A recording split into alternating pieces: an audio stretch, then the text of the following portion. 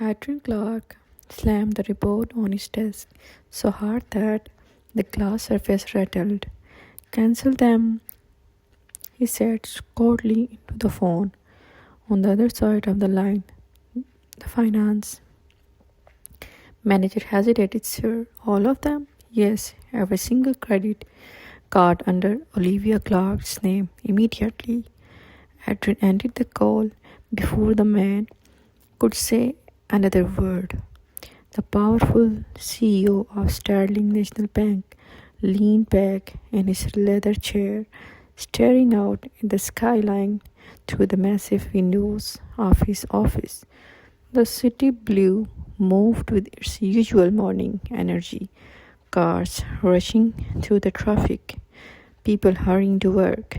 But inside Adrian's office, the air felt sharp with anger.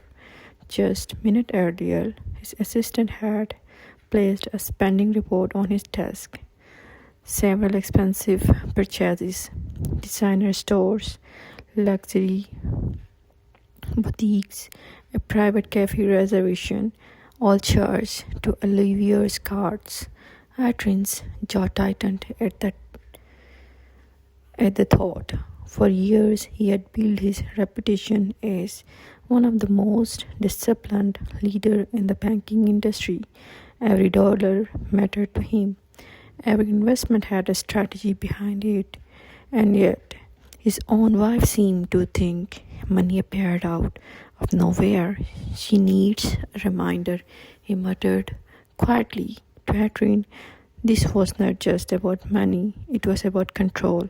Over the years, success had given him power in the bank, power in the business world, and in his mind, power at home as well. Canceling the cards felt like a simple way to make a point. He imagined Olivia standing at a store counter later that day, confused when her card was declined.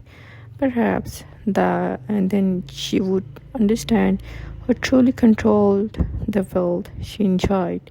A small, satisfied smile appeared on Adrian's face. For the first time that morning, he felt calm. What Adrian Clarke didn't realize was that while he believed he had just taken away his wife's financial freedom, within the next 30 minutes, the board of directors would take away something far more important, his position. Adrian Clarke and Olivia Clarke had been married for 8 years. To the outside world, they looked like the perfect couples. Their photos often appeared in business magazines and charity event pages. Adrian stood tall in expensive suits, confident and successful. Olivia stood beside him, elegant and calm, always smiling for the cameras. People admired them. They saw wealth, success, and a beautiful life. But the truth inside their marriage was far more complicated. Adrian believed he had built everything on his own. From the beginning of his career, he had worked long hours, made bold financial decisions, and slowly climbed a powerful ladder of the banking world. When he finally became CEO of Sterling National Bank, he believed it was the result of his intelligence, discipline, and ambition. In Adrian's mind, Olivia was simply someone who enjoyed the rewards of his hard work. The luxury house, the expensive vacations, the designer clothes. He convinced himself that Olivia lived comfortably because of him.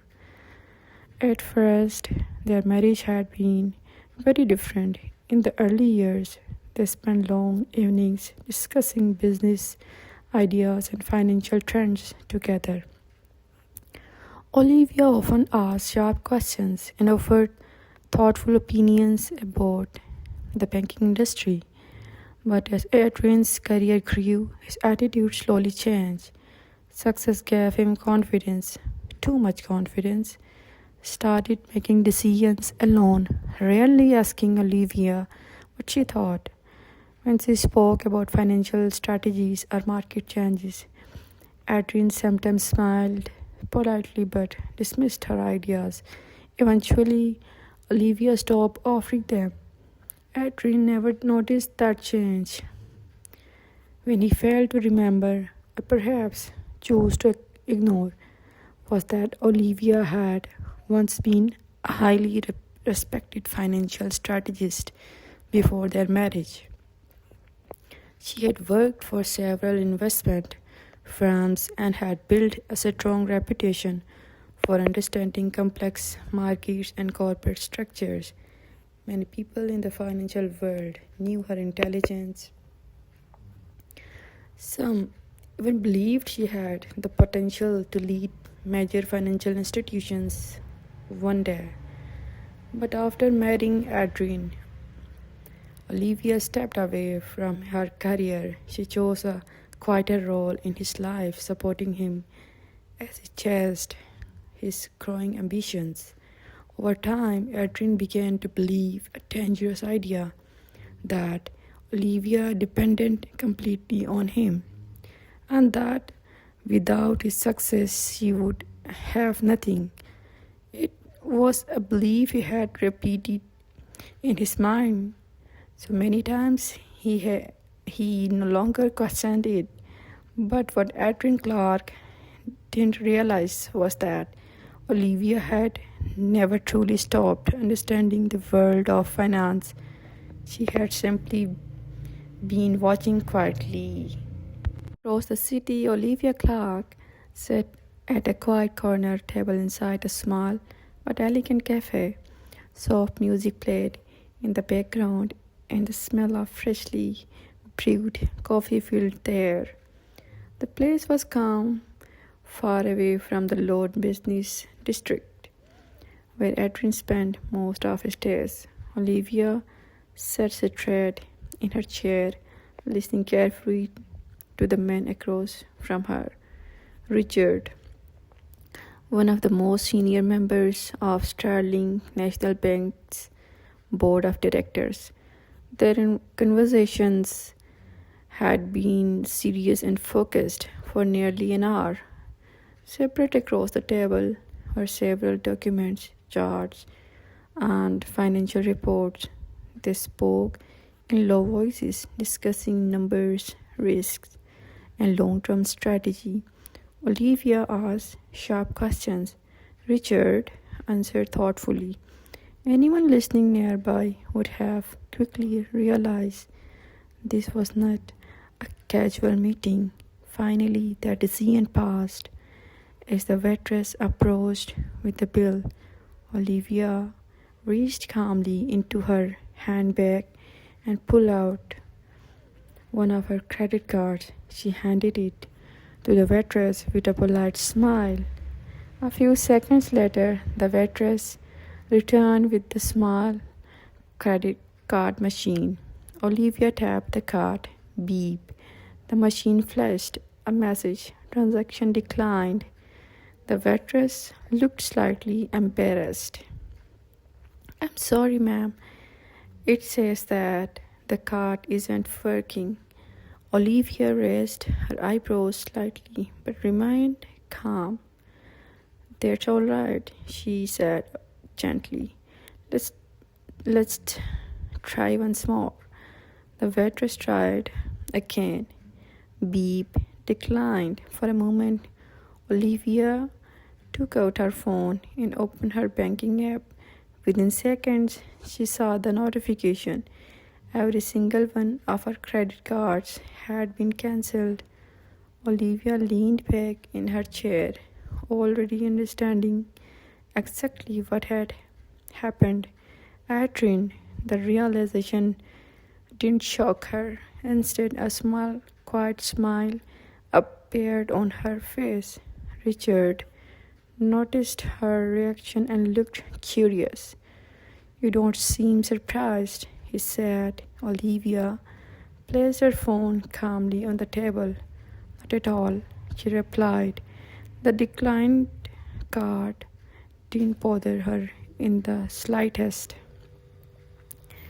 Compared to the conversation They had just finished. A credit card meant very little because at that very moment, the discussion she was having with the bank's board member involved something far more important than a cafe bill. It involved the future leadership of Sterling National Bank, and in less than an hour, the future was about to change.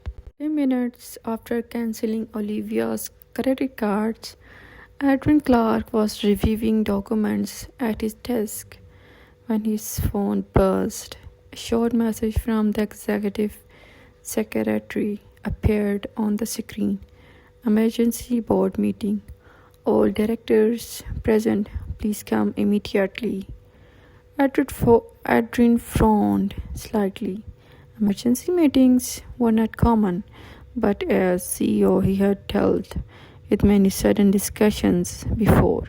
He assumed it was another financial review or a strategic decision that required his approval.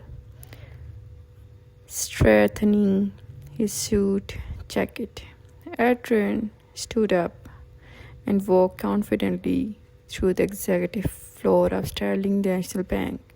Employees greeted him respectfully as he passed. He nodded briefly, carrying the quiet authority of a man who believed he controlled everything around him. When he reached the large boardroom doors, he pushed them open without hesitation. But the moment Adrian stepped inside, his confident expression suddenly froze. The long polished table was already filled with board members, and sitting among them was someone he never expected to see there. Olivia. She sat calmly in one of the chairs beside the senior directors, her posture relaxed and composed. For a moment, Adrian thought he must be misunderstanding what he was seeing. "What is this?" he asked sharply. The room was silent. Then the chairman of the board, Mr. Harrison, slowly folded his hands on the table. "Mr. Clarke," he said in a calm but firm voice, "please take a seat." Adrian remained standing, confusion and irritation growing on his face. "What is Olivia doing here?" he demanded. The chairman continued speaking as if he had heard the question. Over the past several months, the board has carefully reviewed the bank's recent leadership decisions and financial direction. Several members exchanged serious looks. Mr. Harrison continued after detailed discussion and a formal vote this morning. The board has declined that new leadership is necessary. Adrian felt a cold wave of disbelief move through him. "What are you saying?" he asked. The chairman looked directly at him. "The board has voted to remove you as Chief Executive Officer of Sterling National Bank." The words hung heavily in the room. Adrian's face went pale, but the shock was not over. Mr. Harrison then gestured calmly toward Olivia. "And effective immediately, the board has appointed Olivia Clarke as the acting head of the bank." The room remained silent as Adrian stared at his wife in complete disbelief. Long seconds, Adrian Clarke couldn't move. The words of chairman echoed in his mind. Removed as CEO, Olivia appointed acting head of the bank. Just half an hour earlier, he had been sitting in his office with complete confidence, believing he had just taught his wife an important lesson by canceling her credit cards. Not now, he stood in the same building, realizing how terribly wrong he had been. His eyes slowly turned toward Olivia. She remained calm, her expression steady and composed. There was no longer No anger on her face, no sign of revenge, only quiet confidence. Adrian finally found her voice. This is impossible, he said, shaking his head. How could this happen? Olivia looked at him gently before speaking. For a long time, Adrian, you believed I depended on you, she said softly. The room remained silent as every board member listened. What you never understood, she continued, is that I never stopped being part of this world. She explained that over the past few years, several board members had quietly approached her for advice. They knew about her experience in financial strategy long before she married Adrian. As the bank began facing difficult decisions under Adrian's leadership, they trusted her insight. At the same time, Olivia had been making her own careful investments. Over the years, she had purchased a significant number of shares in the bank. Slowly and quietly, enough to earn the trust of the board. I never needed your money, Adrian, she said calmly. I only wanted your respect. Adrian stood speechless. For the first time in many years, the powerful CEO had no control over the situation. The chairman finally stood, signaling that meeting was over. One by one, the board members left the room, many of them stopping to congratulate Olivia on her new position. Adrian remained standing for a moment longer before silently walking toward the door. He didn't say any word. Minutes later, walked out of the bank building that had once belonged to his authority. Inside, Olivia Clarke remained in the boardroom preparing to begin her first day as the bank's new leader. And the lesson of that day became clear. Never underestimate the person standing beside you, because the true strength doesn't always need to be loud to be powerful.